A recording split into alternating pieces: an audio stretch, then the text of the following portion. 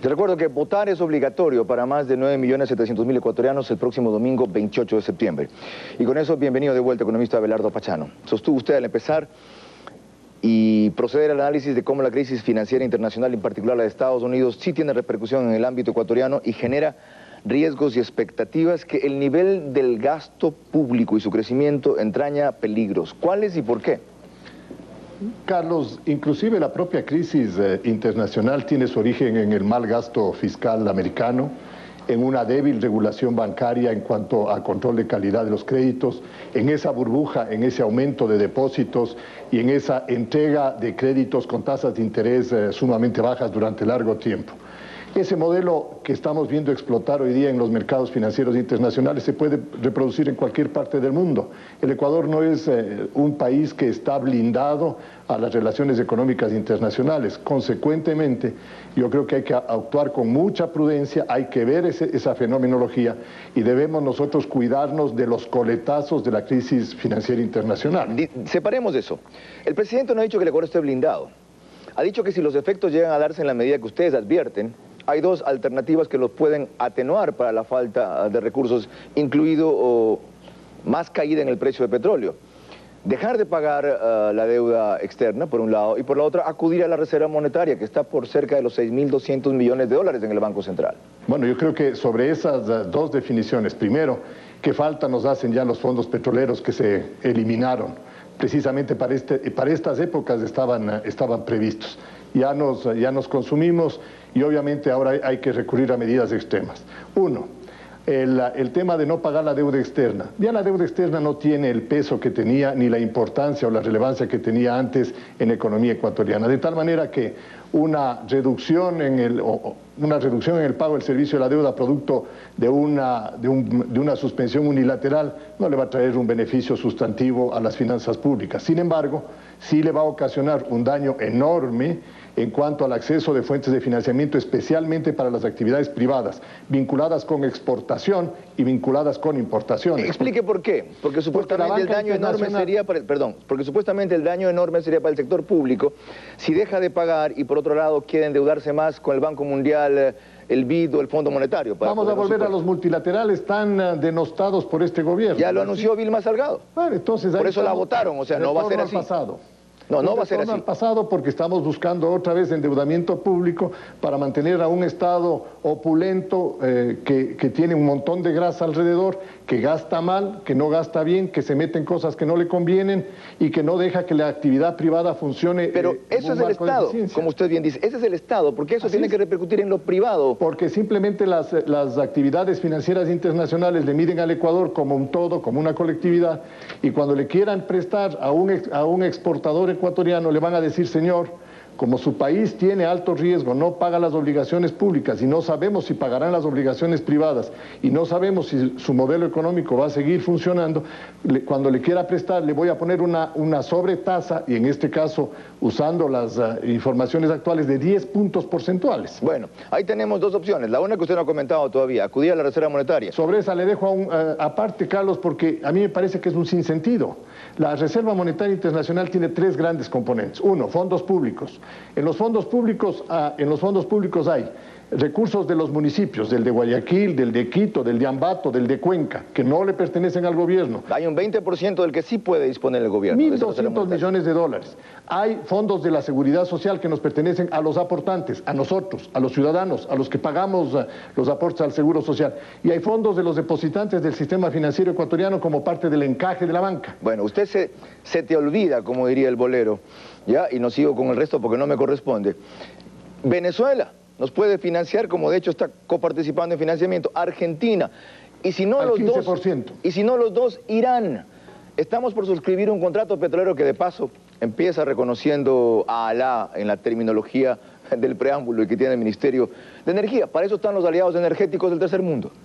Carlos, yo tengo un artículo hoy día, por coincidencia, en donde le pongo que Putin, Ahmadinejad y Chávez no son socios nuestros. Están ocasionando tal cantidad de daños al mercado petrolero internacional con sus amenazas, que a la final vamos a perder nosotros las ventajas que hemos conseguido. Me parece que ese tipo de asociaciones no son asociaciones productivas para el Ecuador. Venezuela le prestó a Argentina al 15% de interés anual. ¿Se da cuenta el costo enorme que significa para las finanzas argentinas el no haber honrado la deuda con su oportunidad? Aquí está lo que usted denomina problemas a la vista. Comercio de hoy, página 12. Petróleo y dólar ya no transitan a nuestro favor. La escasez retorna a la realidad y ponen aprietos. Pero usted concluye el análisis que empezó en este noticiero diciendo que eso inclusive puede derrumbar la dolarización. ¿Por dónde? Puede poner en riesgo, Carlos, y de hecho... Si al revés, por la dolarización... hemos estado blindados ante estos shocks. Por fortuna hemos estado blindados, pero mientras no hemos visto que la amenaza se convierte en realidad. Pero si nosotros encontramos que el precio del petróleo retorna a niveles mucho más razonables para la economía mundial y nos hemos gastado más allá de lo razonable y estamos nosotros otra vez en una suerte de fiesta de gasto de carácter nacional sin ningún tipo de prioridad. Y por el otro lado, las ventajas competitivas que tiene la economía ecuatoriana como consecuencia de la desvalorización o devaluación del dólar empiezan a revertirse porque ahora es el euro el que está empezando a devaluarse y a corregirse la situación cambiaria. Es hora de sentarse, reflexionar y cambiar la línea de acción de la política fiscal, porque si no vamos a tener un impacto en absolutamente todo tipo de actividades. ¿Cambiarla hacia dónde? ¿Cambiarla cómo? Manejar el gasto público mucho más consistente con la capacidad de crecimiento de la economía. Lo que le dijo Vilma Salgado al presidente, en otras palabras, priorizar el gasto público, dijo ella. Así es, Carlos. Lo que inclusive... O sea, usted coincide con una socialista, o una socialista coincide con un banquero. ¿Cuál de las dos cosas es? Porque hay muchos socialistas que han reflexionado en el mundo actual y están aplicando políticas ortodoxas que ayudan a corregir los problemas de ineficiencia por el un lado, de inequidad por el otro lado, porque han logrado reducir la pobreza. Ahí tiene usted a Bachelet, una socialista que coincide con el manejo de una economía de mercado bajo principios responsables. A la economía de mercado hay que darle responsabilidad. Igual que en la crisis internacional, usted ve a las autoridades americanas en este rato abocadas a buscar mecanismos para evitar que se le caiga el sistema financiero internacional. Y junto con Europa están poniendo 180.000 millones de dólares. 240.000 millones de dólares hasta el día de ayer. Ya lo pusieron. Más. Economista, ¿no hay un hecho que desvirtúa toda su visión y proyección? ¿Cuánto tiempo tiene la crisis inmobiliaria en Estados Unidos? Un año. Ok. ¿Freddie Mac y Fannie Mae son las dos principales que cayeron? Claro, no cayeron, es decir, tuvieron que ser asistidas. Levantadas. Es decir, fueron levantadas porque además... Un año y no nos ha pasado nada grave en el Ecuador. Porque nosotros no estamos vinculados con el mercado inmobiliario, pero sí estamos vinculados con el mercado energético, sí estamos vinculados con el mercado financiero está vinculado con el mercado inmobiliario. Por supuesto, pero ahora es mucho más caro para los ecuatorianos el acceder a líneas de crédito internacionales y ya los precios de los principales productos de exportación empiezan a cambiar de dirección. Porque Carlos, también la crisis internacional no se creía que era tan profunda.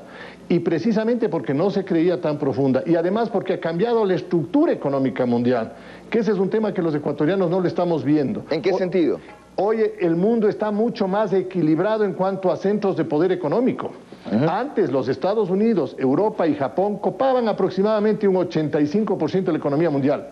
Hoy, entre Estados Unidos, Europa y Japón, están alrededor del 60-65%. Y hay un grupo de países emergentes, entre los cuales lamentablemente no estamos nosotros, que están copando el 25% de la economía mundial. Otra señal de que aquí no pasa nada grave, tampoco es que no pasa nada, es que ustedes, los banqueros, y entre ellos su banco, el de Pichincha y el de Guayaquil, que son los líderes, han crecido consistentemente en este semestre.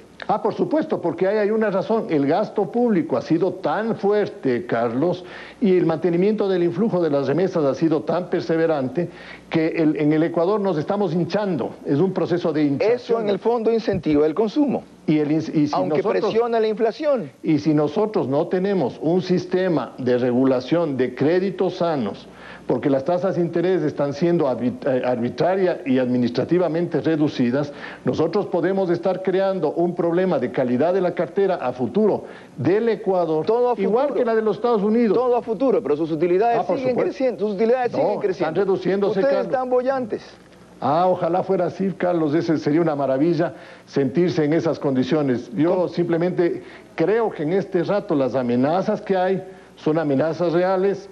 A mí me parece que es imprudente, por ejemplo, el establecer políticas de créditos hipotecarios sin ningún tipo de abono inicial por parte de los deudores. Eso pasó en los Estados Unidos y allá para primera habitación, para gente pobre americana, les dieron créditos sin que tengan ningún tipo de aporte inicial y ahí están las consecuencias. Lo que está haciendo el IES. Sí, señor, eso es peligrosísimo. Gracias por sus advertencias y análisis, economista Abelardo Pachano. Y retomo esto último. El IES promete el paraíso a futuro y no puede ofrecer un mejor servicio en el presente, a costa de sacrificar gente como la que escuchamos hace pocos instantes y ofrecer, si se aprueba el proyecto de nueva Constitución,